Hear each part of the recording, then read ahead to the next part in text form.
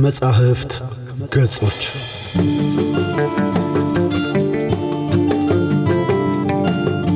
ሰላም ክቡራትና ክቡራን ውድ ኢትዮጵያውያን አድማጮቻችን፣ እነሆ ከመጻሕፍት ገጾች የተሰኘው ፕሮግራማችን ጀምሯል።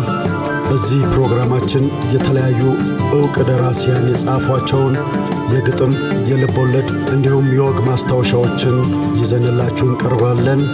ቻናላችንን ሰብስክራይብ፣ ላይክ፣ ሼር በማድረግ ቤተሰብ ይሁኑ ስንል በአክብሮት እንጠይቃለን። ከመጻሕፍት ገጾች ሽልማቱ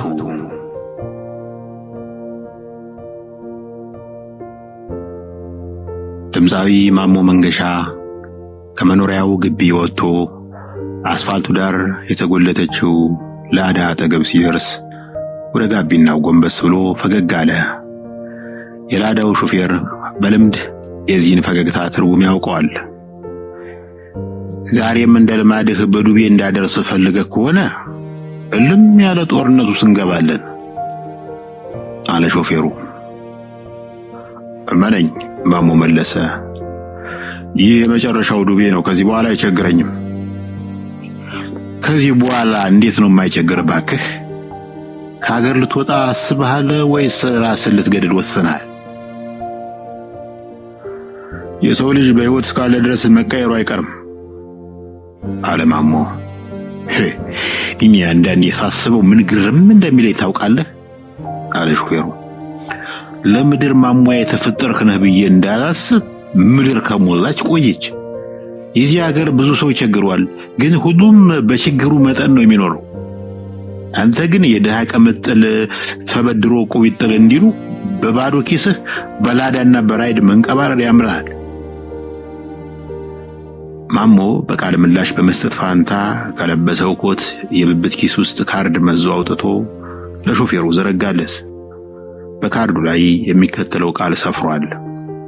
ለድምፃዊ ማሞ መንገሻ በነጠላ ዜማ ዘርፍ የዓመቱ ምርጥ ድምፃዊ ተሸላሚ ሆነው ስለተመረጡ በተጠቀሰው ቀንና ሰዓት በብሔራዊ ቲያትር በመገኘት የተዘጋጀልዎትን ሽልማት እንዲቀበሉ በማክበር እንጋብዛለን።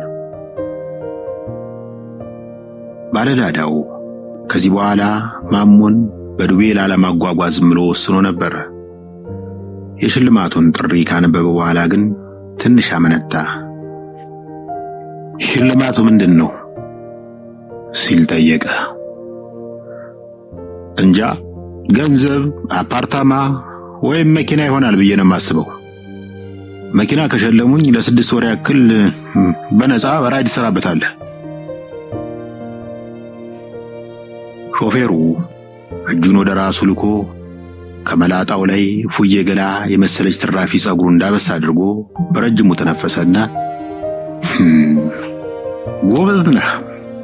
አልፎ አልፎ ብታነድደኝም ትልቁ ቦታ ላይ እንደምትደርስ ድሮም ቀልቤ ነግረኝ ነበር።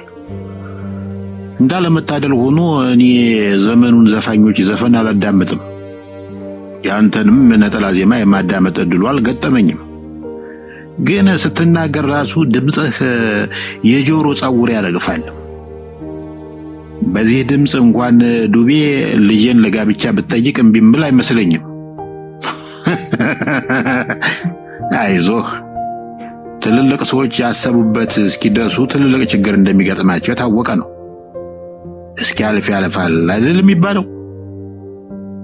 ኤሌክትሪክን የፈለሰፈው ሰውዬ ማን ነበረ? ማህተመ ጋንዲ የላምባ መግዣ እንኳን እያጣ ከጎረቤቱ ጋር አንድ ጧፍ በፈረቃ ይጠቀሙ እንደነበር በታሪክ ይነገራል። ማሞ በሾፌሩ ዲስኮር ልቡ ተነካ። አንተ ባለውለታዬ ነህ። የሚገርምህ ለሽልማቱ ባዘጋጀሁት ንግግር ላይ ከፈጣሪና ከእናቴ ቀጥዬ የማመሰግነው አንተን ነው አለና ያልተጻፈ ንግግሩን ከኪሱ የሚያወጣ ይመስል እጁን ወደ ብብቱ አቅጣጫ ሰደደ። ነገሩን አልኩ እንጂ እኔማ በነፃ የመሸኘት ኃላፊነት አለብኝ። የዛሬን ቀን እንደ ሰርግ ቁጠረው አለ ሹፌሩ። ማሞ የላዳውን በር ከፍቶ ከገባ በኋላ ወንበሩ ላይ የተከመረውን ባዶ ኤላስቲክ ጠርሙስ ክምር ገፋ አድርጎ ተቀመጠ። ጋቢና ውስጥ ካለው ቴፕ ውስጥ አንድ በማንዶሊን ያበደ ሙዚቃ ይፈልቃል። አንበሳ ጋማውን ቢያኩት ይደማል ወይ? ጋሽ ማሙድ ደግሞ አሁን ጋማውን አከ እንድናረጋግጥ ፈልጎ ነው ሲል በልቡ ተቼ ማሞ ቀረ ካላለህ አንድ ጥያቄ ልጠይቅህ ባለ ላዳው ነበር። ጠይቀኝ አለ ማሞ። የለበስከውን ሱፍ ከየት ነው የገዛው? አጠያየቁ ሙሉ ሱፍ የመግዛት አቅም ካለህ ለምን ታክሲ በዱቤ ትጠቀማለህ የሚል ይዘት ነበረው።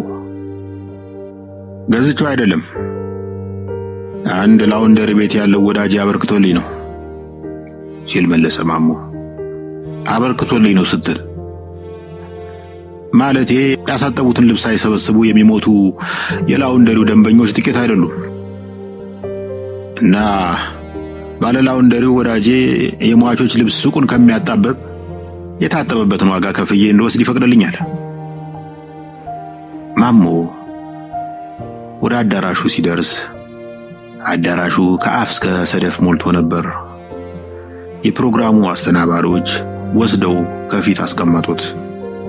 በመጨረሻ የፕሮግራሙ መሪ የማሞን ስም ጠራ። ማሞ ከወንበሩ ተነስቶ ወደ መድረኩ አቅጣጫ ለመራመድ ሲቃጣ የፕሮግራሙ መሪ ማሞን ወደ መድረኩ ከመጥራታችን በፊት ለዚህ ሽልማት እውን መሆን ከፍተኛ ድጋፍ ያደረጉ ስፖንሰሮቻችንን እናስተዋውቃለን ብሎ ጀመረ። ጌዲዮን ሪል ስቴት ለድርጅታችን ቢሮ እንደሚሰጥን ቃል ስለገባ እናመሰግናለን። ጠምበል ቢራ 1 ሚሊዮን ብር ስላበረከተልን ደስታችን ወደር የለውም። እባካችሁ ጭብጨባ ያንሳል። ሞራል። ጭብጨባው አዳራሹን ነቀነቀው። የፕሮግራሙ መሪ ዝርዝር ውስጥ ያልተጠቀሰ የንግድ ድርጅት የለም። ማሞ በቆመበት እግሮቹ ሊክዱት ሲያንገራግሩ ተሰማው። ከዚህ በኋላ 2 ደቂቃ ከቆምኩ ዊልቸር እንጂ መኪና ያስፈልገኝም ብሎ አሰበ።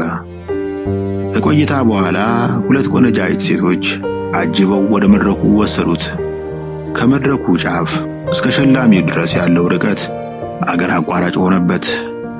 መሸለሚያው ላይ ሲደርስ 2 የክለብ ዘበኛ የሚያካክሉ ወጠምሻዎች የብረት ሙቀጫ የሚያስንቅ ዋንጫ መዳፉ ላይ ያስቀመጡለት። ወደ ወንበሩ ሲመለስ ጋዜጠኞች አንገቱን በየማዕዘኑ እየተመዘዙ የካሜራ ብርሃን ነሰነሱበት። የፕሮግራም መሪው ሌሎችን ተሸላሚዎች አንድ ባንድ መጥራት ቀጠለ። በአዳራሹ ውስጥ ካሉት ታዳሚዎች መካከል 90% ተሸላሚዎች ሳይሆኑ አይቀሩም።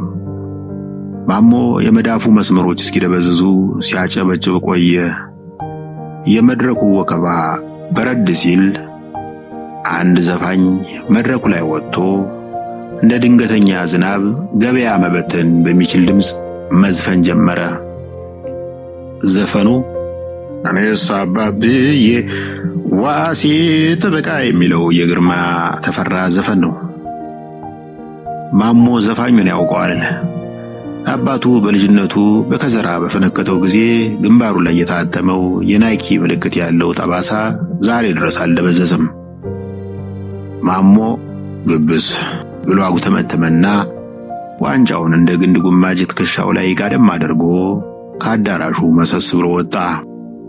ትንሽ እንደተራመደ የቤትና የጓዳ ዕቃዎችን የሚሸጥ ሱቅ ተመለከተ። ይህንን ስንት ገዛኛለህ? አለው ባለ ሱቁን። ምንድን ነው? አለ ባለ ሱቁ ሽልማቱ ላይ አፍጥጦ። የተሸለምኩት ዋንጫ ነው። ይሄማ ዋንጫ ሊሆን አይችልም። ታዲያ ምንድን ነው? አለ ማሞ የተሸከመውን ሽልማት እንደገና እየቃኘ። እንጃ፣ የህንድ ዕጣን ማጨሻ ይመስላል። የህንድ ኤምባሲ ነው እንዴ የሸለመ?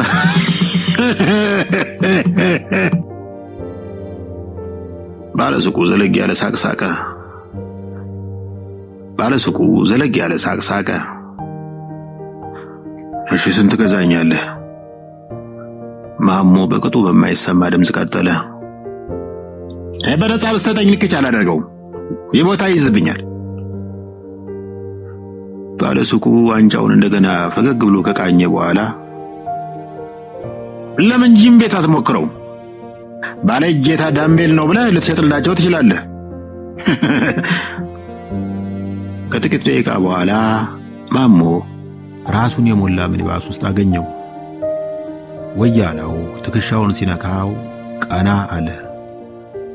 ጀለስ አለው ወያላው ማሞን ቁልቁል እያየው። አቤት። ለዕቃው ትከፍያለሽ።